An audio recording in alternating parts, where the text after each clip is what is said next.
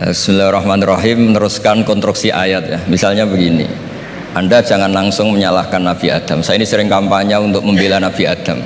Karena banyak kiai yang cerita Nabi Adam itu salah melulu. Nanti kan kita di surga kan nggak perlu ngajukan kredit, nggak perlu punya istri cantik yang minta ke mall. Karena kelebihannya bidadari itu cantik, tidak minta belanja. Sudah gitu di madu juga agak protes.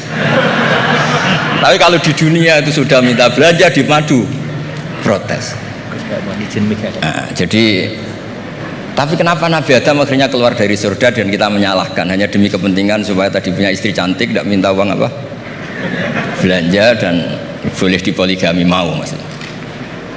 Di konstruksi ayat itu tidak ditampakkan, tapi semua ahli tafsir tahu. Misalnya fadallahuma bihurur, setan menipu Adam dan Hawa dengan curang. Hurur itu nipu. Jadi kalau ngaji nipu itu mulai dulu itu ya gurunya setan itu.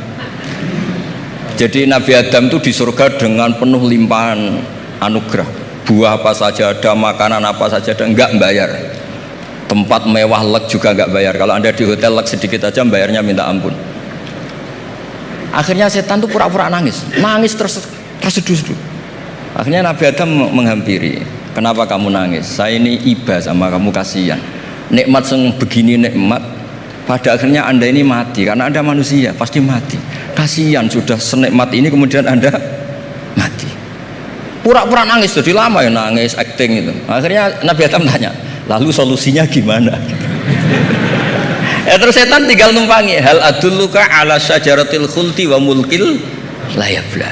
Kamu mau tak kasih vitamin, makan pohon khuldi, nanti kalau kamu makan itu terus abadi. Jadi terus setan, Nabi Adam mulai ragu ya, tapi Allah melarang saya makan pohon khuldi itu, syajaratul khuldi itu. Kamu tidak usah cari tafsirnya, itu anggur apa ketela apa duren, itu namanya orang kurang penggawean itu gak penting. Ketika Allah tidak menjelaskan detail itu berarti detailnya itu tidak penting. Kamu sok penting nyari itu apa itu. Allah saja tidak menjelaskan, kok kamu yang manusia mau menjelaskan. Akhirnya Nabi Adam tanya, apa betul Allah itu melarang saya makan itu? Terus Allah cerita, wa qasamahuma inni lakuma laminan nasihin. Terus setan itu cerita, demi Allah saya tahu info terbaru bahwa sekarang nggak apa-apa. Jadi hukum terbaru itu. Singkat cerita Nabi Adam makan. Ketika makan, berarti setan salah karena menipu Nabi Adam, Adam salah karena makan pohon khuldi tadi. Apa yang terjadi? Allah manggil Nabi Adam. Adam, kenapa kamu makan itu? Bukankah pohon-pohon yang lain, buah-buah yang lain itu cukup? Kenapa kamu makan yang saya larang itu? Terus jawab Nabi Adam ini yang unik, yang kita harus bela Nabi Adam ila yaumil qiyamah. Wa izzatika ya Rabbi ma adzunnu anna ahadan yahlifu bika kadziban. Demi kehormatanmu ya Allah, ketika engkau disebut oleh setan, saya tidak pernah mengira ada orang berani mencatut nama engkau kemudian dia bohong. Ketika engkau disebut ya Allah, saya tidak pernah mengira ada orang mencatut nama engkau kemudian dia bohong. Sehingga Allah itu haru sama Nabi Adam. Makanya Nabi Adam itu diusir. Ini meneruskan ayat yang dibaca Mas Majid tadi. Diusir tapi disangoni. Dam, secara prosedur hukum kamu harus saya usir karena kamu melanggar. Tapi tak sangoni, lucu kan? Tak sangoni. Kamu baca ini ya. jadi unik.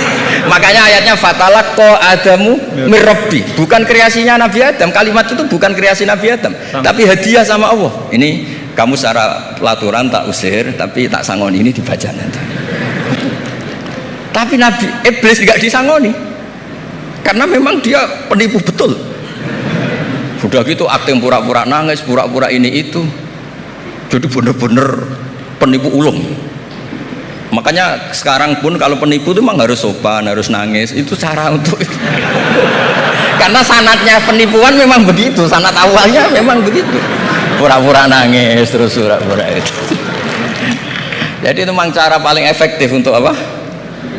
Nipu. Ada sanatnya. Ada sanatnya. Nah, lalu kenapa ada hadis mangqala la ilaha illallah dakhalal jannah? Ini terakhir terus nanti Mas Majdi ngendikan terus doai sekalian. Perintah Sohibul Bait, bukan permintaan, perintah. Perintah itu bukan berarti tidak sopan. Memang bahasa Indonesia itu gitu. Permohonan itu mesti diabaikan. Kalau perintah itu agak tegas ya. Bukan masalah.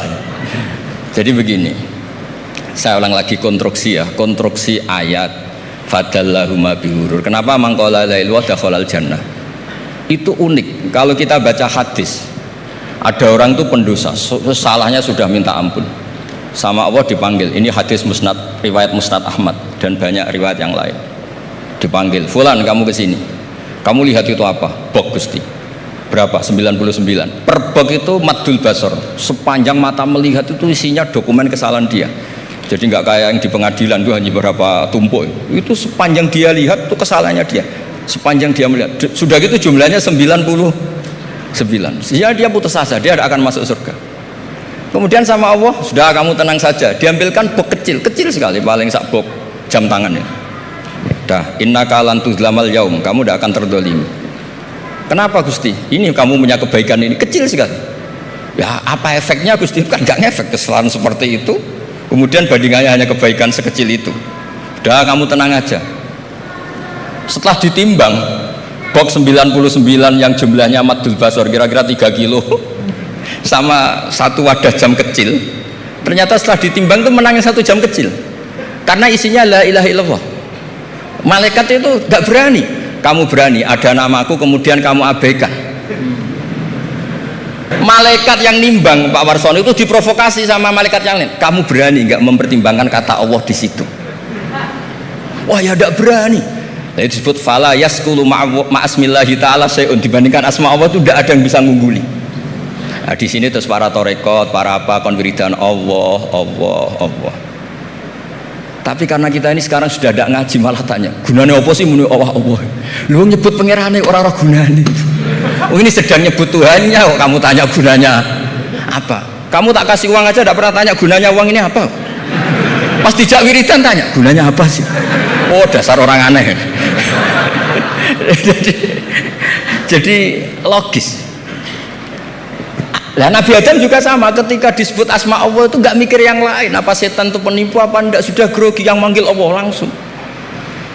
Nah makanya saya mohon, kenapa kita memahami mangkana akhiru kalamihi Allah la ilaha illallah dakhalal jannah, karena dengan itu malaikat nggak berani macam-macam.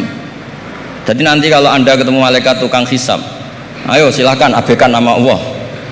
Kalau kamu berani berarti tidak malaikatnya Allah. Masa namanya Allah gak dipertimbangkan, apalagi ini asmane Allah. Nah, makanya Nabi ngendikan fato satisi jilat wasakula ismuwah, kemudian bok kesalahan tadi jomplang kalah, kemudian yang menang hanya asmanya Allah Subhanahu wa ta'ala. Makanya terus disebut, sudah Nabi ketika tanya amal apa paling baik ya Rasulullah, gini dzikrullah fisirri wal alan, gini dan kamu mati dan kamu hidup walisanu katordun, kamu harus selalu ingat Allah Ta'ala.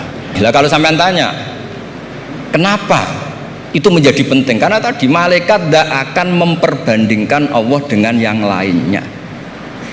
Makanya ketika ulama-ulama sufi, kalau kamu habis salah istighfar, nanti di sohifah kamu akan ditulis habis salah, terus di belakang ditulis tapi setelah itu dia bilang astagfirullahaladzim. Nanti malaikat tinggal aja kamu teror, kamu mempertimbangkan Allah apa yang itu. Ini tak ajarin, kalau tepak ya kamu didengar, kalau tidak malah digebuki, tidak tahu saya.